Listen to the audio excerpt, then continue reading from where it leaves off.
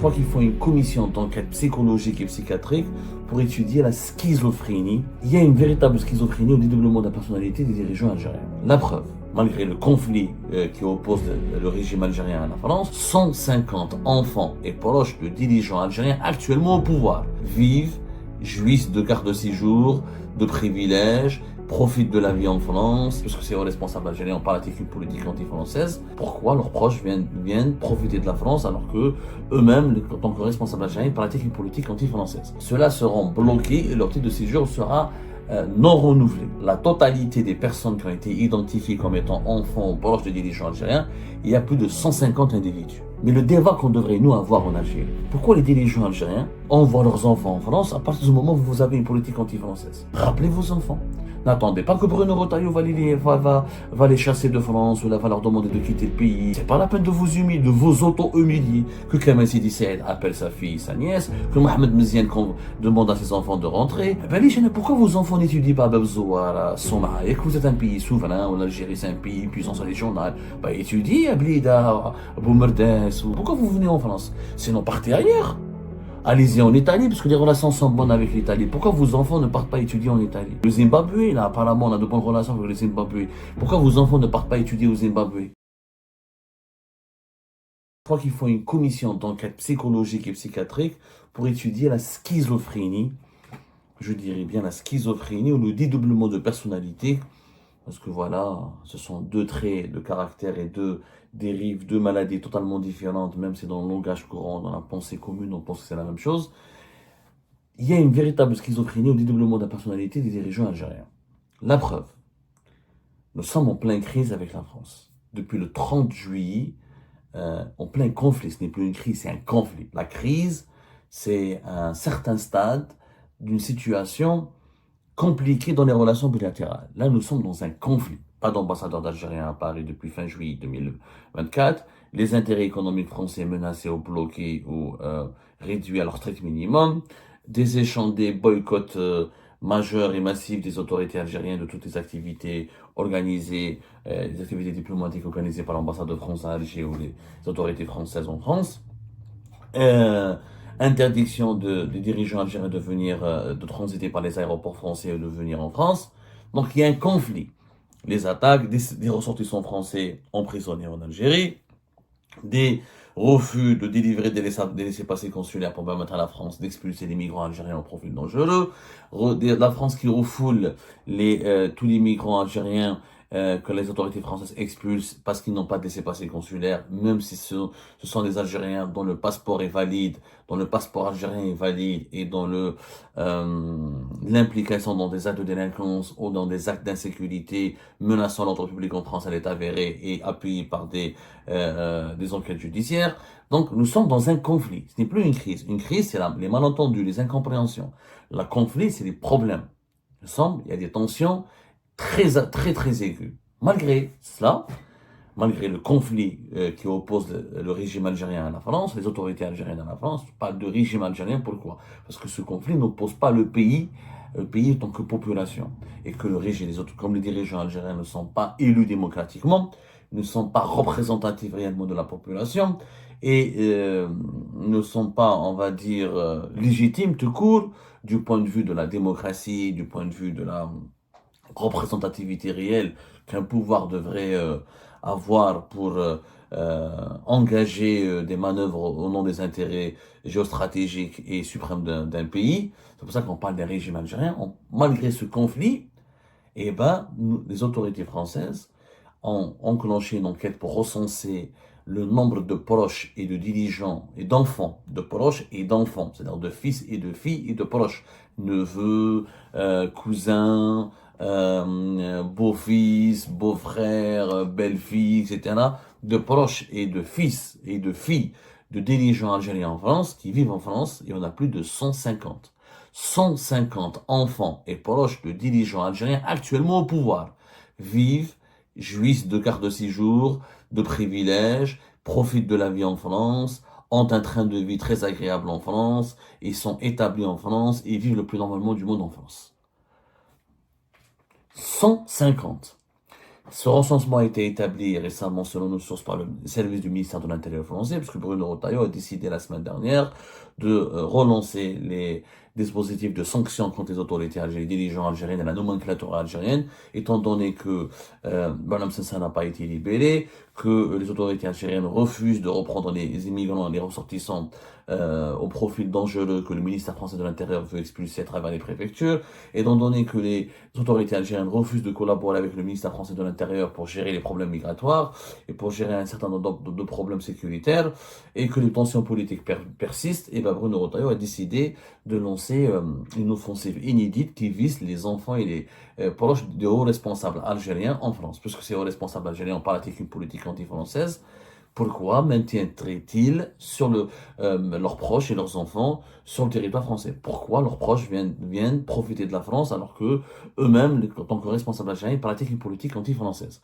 Et pour sanctionner les dirigeants algériens, le ministère français de l'Intérieur a lancé une enquête pour référencer et déterminer, identifier les proches et les enfants et les proches des dirigeants algériens actuellement au pouvoir. C'est-à-dire ceux qui occupent des fonctions au sein du gouvernement, au sein de la présidence algérienne ou au sein des appareils sécuritaires de l'État algérien. Il y a 150, plus de 150.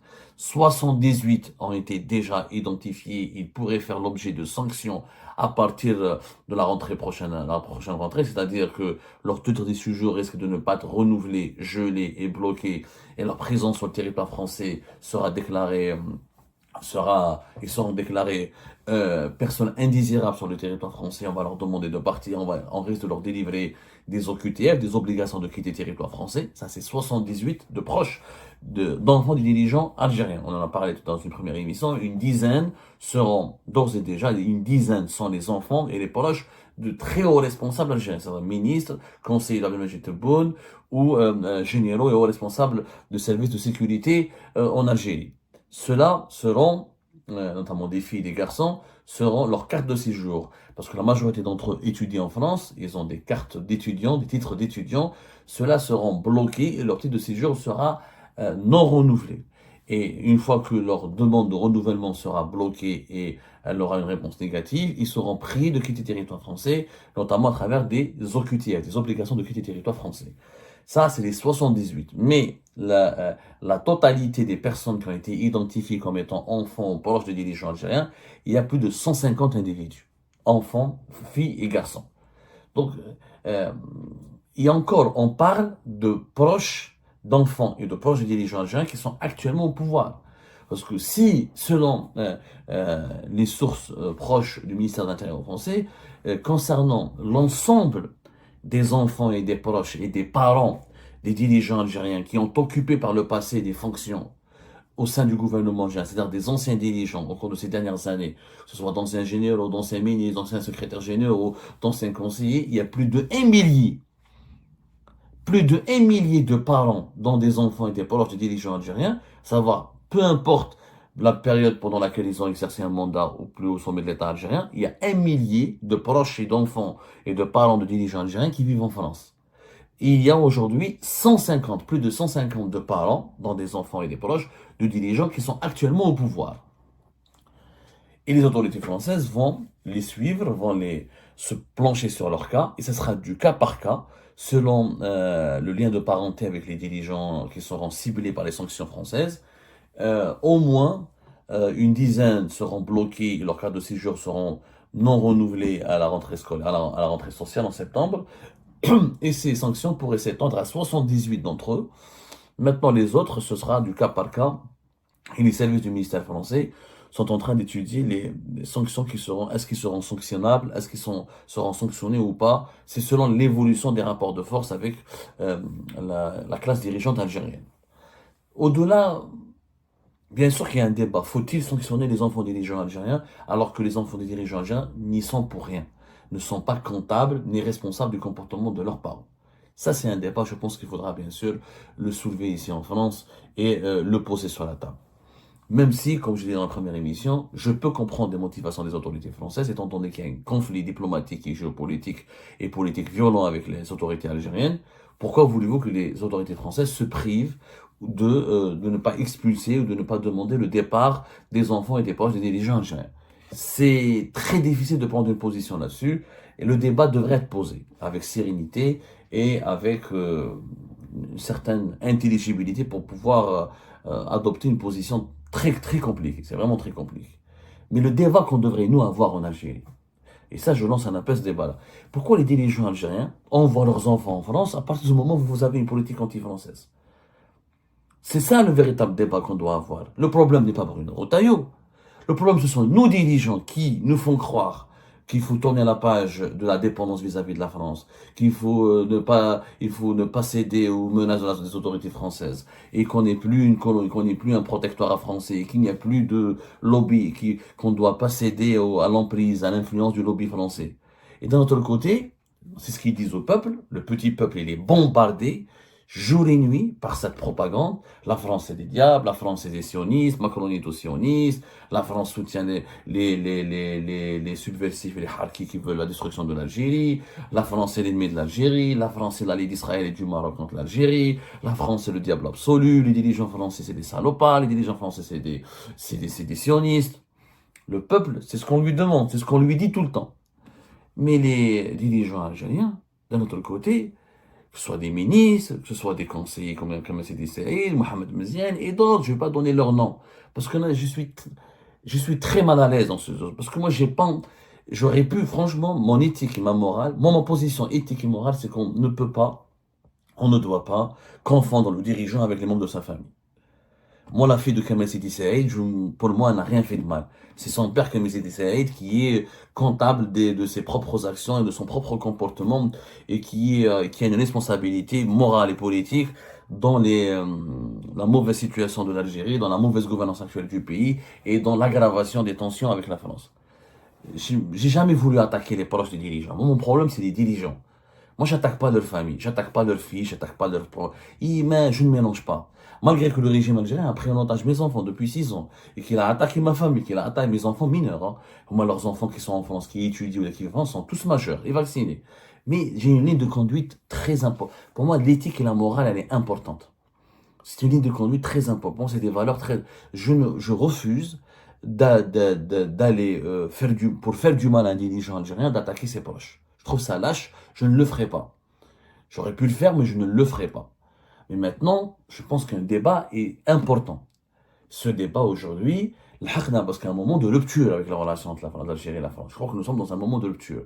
À partir du moment où le régime algérien ne veut pas libérer Boualem Sansal et en prison Christophe Glaise, continue sa politique de blocage des intérêts économiques de la France, continue son boycott diplomatique et politique des institutions françaises, continue d'entretenir une politique anti-française, donc le débat se pose. Ok, non, je sais pas. Vous voulez divorcer avec la France? C'est le droit absolu des autorités algériennes. L'Algérie est un pays souverain. Elle a le droit de dire qu'elle ne veut plus avoir de relations avec la France. C'est complètement, c'est légitime de la part des autorités algériennes. Dans ce cas-là, pourquoi vous envoyez vos enfants étudier en France? À un moment donné, il faut que votre comportement soit personnel, soit cohérent avec vos positions politiques et professionnelles en tant que dirigeant. Vous ne pouvez pas, en tant que dirigeant, diaboliser, insulter, comment dirais-je, vilipender jour et nuit la France. Mais quand vous rentrez chez vous, vous appelez vos enfants, vous leur dites, allez, vous financez parce que les enfants de Saïdi Saïd, de Mohamed Meziane et d'autres, quand ils viennent en France, c'est que leurs parents leur ont permis de financer une partie de leurs études. C'est que leurs parents sont intervenus pour leur avoir des visas. On le sait tous comment ça se passe. Un enfant de dirigeant algérien ne vient pas en France les poches vides. La majorité de ces enfants n'ont pas décidé de quitter le foyer familial par souci d'émancipation. Ils ont dit, on veut plus vivre avec nos parents, je viens en France tenter l'aventure, tenter l'aventure pour m'émanciper, pour bâtir ma nouvelle vie, etc. Pas du tout. Ce sont des relations, ce sont comment dirais-je, c'est des privilèges parce que étudier et vivre en France, habiter dans des beaux quartiers, parce que les dirigeants algériens, leurs enfants ne sont pas comme les autres étudiants algériens. Il y a plus de 30 000 étudiants algériens, mais la plupart, ils galèrent. Ils font Uber Eats, ils font Uber, ils font Bolt, ils travaillent dans les restos, ils font des petits boulots de merde, ils travaillent jour et nuit pour pouvoir étudier, financer leurs études. Ils sont dans des logements insalubres, ils vivent dans des banlieues populaires pour pouvoir continuer à étudier et prendre leur diplôme. Non, les enfants des dirigeants algériens, quand ils viennent ici, ils sont dans les beaux quartiers de Paris, dans les beaux quartiers des villes françaises, les quartiers chics, ils travaillent pas à McDo, ils vendent pas des kebabs, leurs parents leur donnent des cantons de vise et des cartes Visa ou Mastercard bien remplies et des ressources financières importantes pour pouvoir financer leurs études. Il y a très très peu de fils de dirigeants et de filles. Ça existe, hein. J'en ai vu, attention, par contre, j'en ai vu. J'ai vu des fils et des filles de dirigeants qui vivaient comme les autres mortels, comme les autres Algériens étrangers en France, et qui subissaient des galères et du calvaire. Mais ils sont très rares. La majorité d'entre eux sont bien logés, bien lotis, financés. Leurs poches sont, quand ils viennent en France, ils vont avec des poches pleines d'euros et de devises. C'est le cas de la majorité des enfants des dirigeants algériens.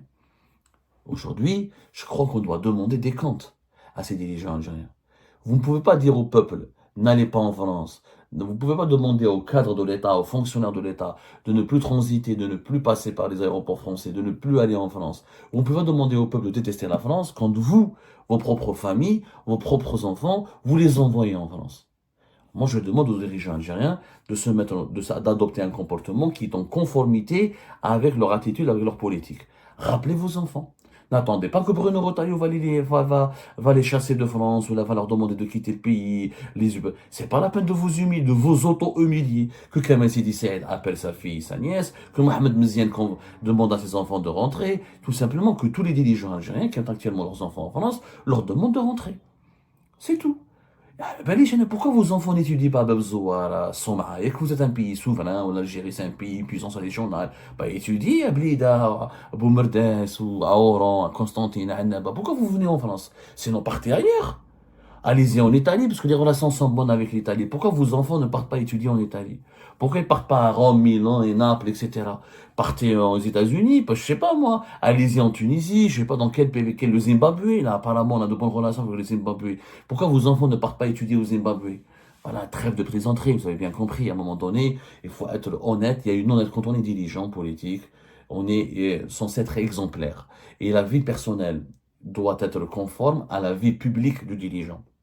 Un dirigeant politique ne peut pas avoir des positions dans sa vie publique qui soient contredites ou à l'opposé de son propre mode de vie dans sa vie personnelle. Ça n'a pas de sens. Tu peux pas détester la France et pratiquer une politique anti-française, mais tu envoies tes propres enfants en France pour avoir des titres de séjour et étudier, avoir la belle vie en France. Ça n'a pas de sens. 150, pas 10. S'il y avait 5 ou 6, on aurait pu fermer les yeux. 150 enfants et parents de hauts responsables algériens. Quand j'ai des parents, ça peut être des neveux, c'est des cousins. Et la majorité, les neveux et les cousins profitent aussi des relations de leurs parents pour obtenir des visas. On sait comment ça se passe. Les visas étudiants qui sont accordés aux neveux, aux cousins des dirigeants algériens, ce sont des interventions opérées par les dirigeants algériens auprès de l'ambassade de France à Alger et auprès de Campus France. Et ce sont les dirigeants algériens qui donnent, qui alimentent, qui